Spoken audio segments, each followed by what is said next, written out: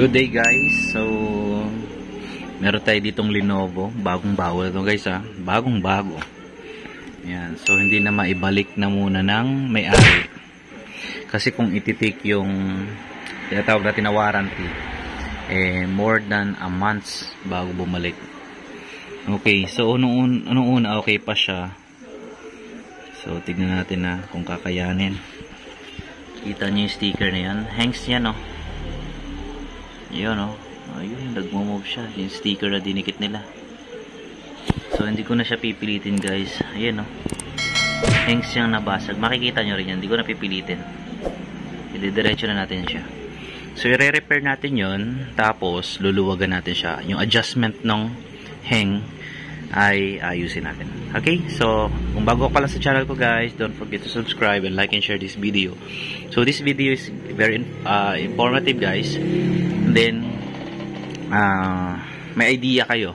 Kasi ganito yung mga model. Papakita ko sa inyo may itsura. Okay? So, babaklasin natin siya. Naglagay na ako ng foam para nagasgas kasi bago. So, may mga previous scratch na siya. So, at least wala tayong kinalaman dyan. Okay? So, let's start. Alright.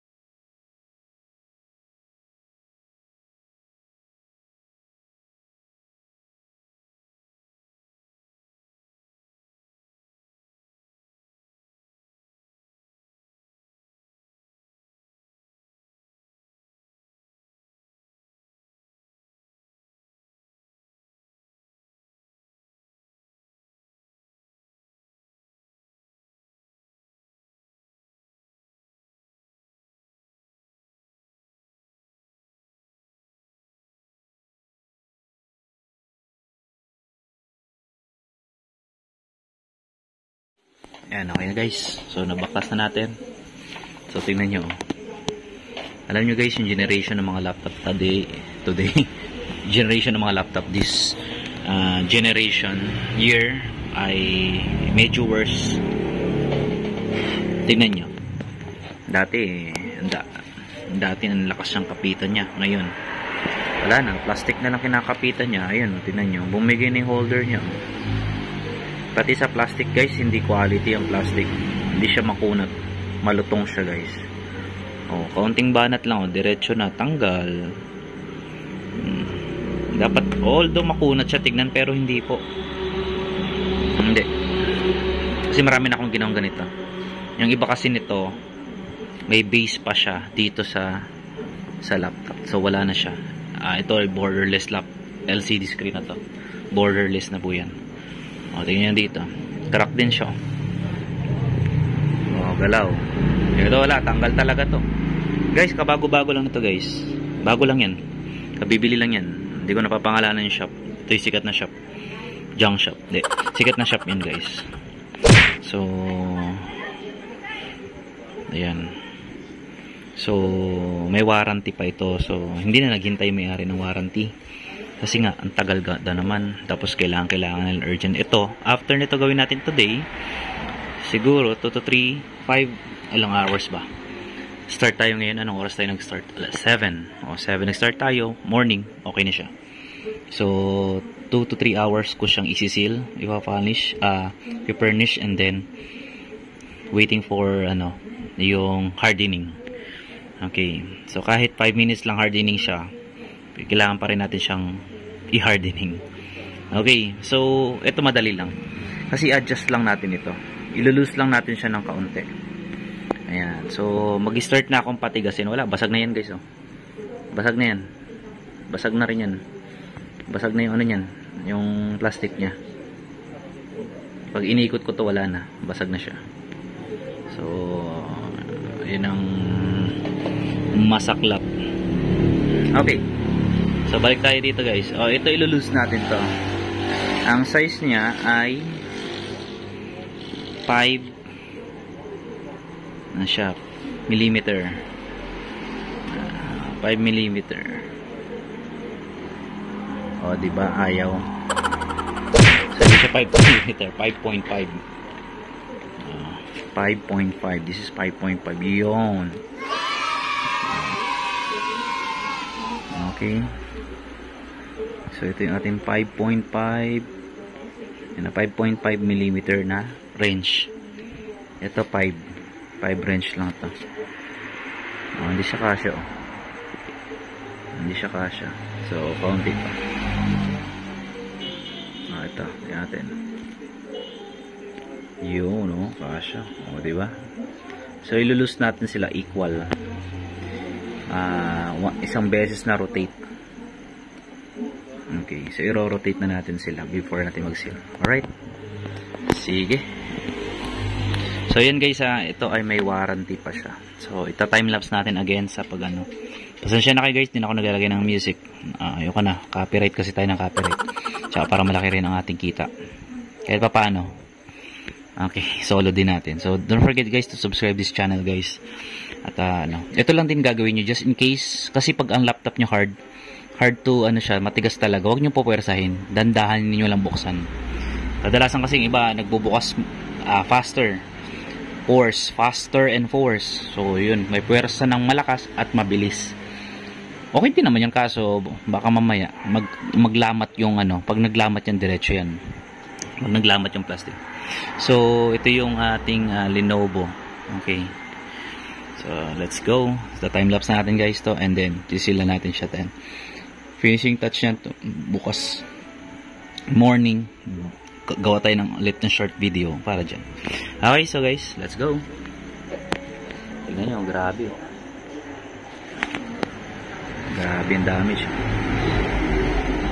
Grabe ang uga. Ito na lang kasi kinakapitin niya plastic. Itong plastic na lang. So yung plastic na yan, patitigasin din natin yan. Grabe siya. Okay, so adjust ko lang. Pakita ko sa inyo paano mag-adjust. Alright. So, baka kasi magtanong kayo. 5.5 no? 5 mm siya. So, tingnan nyo ha. Oo, ang tigas oh. Yung baga ganyang katigas oh. Kaya ba ng plastic yan? Kaya ba i-endure ng plastic na yan? Hindi ko alam sino mga nagde-design nito ngayon, mga engineer nito ngayon. Laging ganyan eh. O, adjust natin ha. Actually, loose siya sa loose siya sa 5.5. Hindi naman siya kasya sa 5 magsisiksik na naman tayo na rin.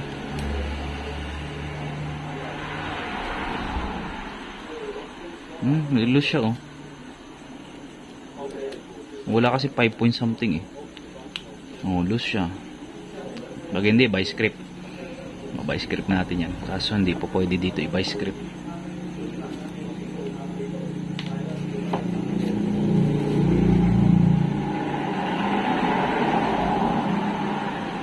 Madali lang pala. Okay, nakisang rotate tayo. Okay, lumambot siya ng kaunti. Okay. Nice. So, bawasan pa natin. Isang rotate ng kaunti.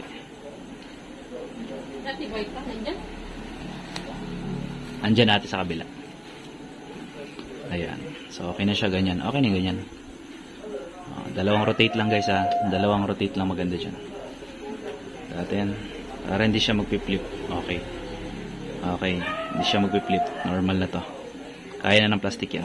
Hindi yung kanina sobrang tigas. Okay, okay naman guys sir yun. Sige, let's go. Gawin din natin dun. Time lapse.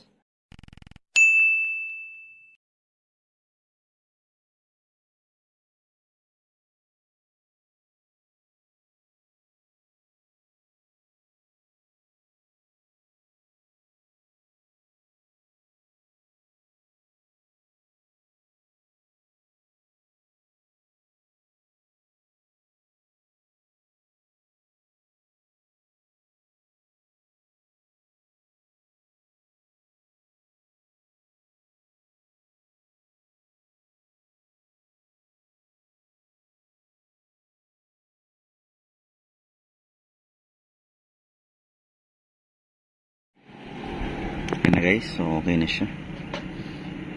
So 8 hours. 8 hours na siyang ganyan. So special seal yung nilagay natin. So pag natuyo siya, mag-moisture pa siya ng puting ganyan. Yan, ganyan na. Pag natuyo siya ng sobra, mag-moisture siya ng ganyan. So hindi pa siya talaga totally tuyo. Kasi hindi kaya siya guys ng ganong kaikling panahon. 8 hours, no? 24 hours dapat ito. Okay.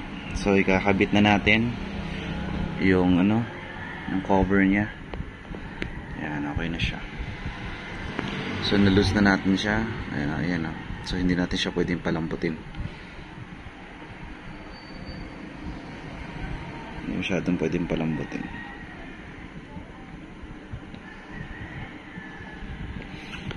Kasi hahapa yan.